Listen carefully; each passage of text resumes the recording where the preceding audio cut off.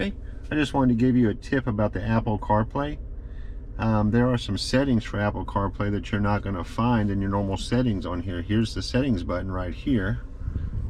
You can see that. You would click on this, and that's going to give you some for the apps and the vehicle and the system. That's your infotainment system. But if you click on Apple CarPlay, and you can see there's all your little apps there. I have the settings here because I just looked at it, but if you scroll through here, Apple CarPlay has its own settings. So you can go through these, and some things you might find useful and interesting, and they're here if you want them, but do not disturb while driving. Appearance, automatic, always dark. Let's leave it like that. And you know, whatever your preferences are.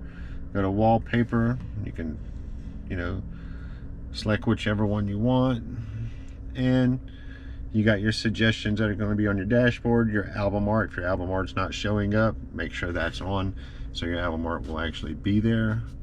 That's just something I just wanted to share with everybody. It's a very simple tip.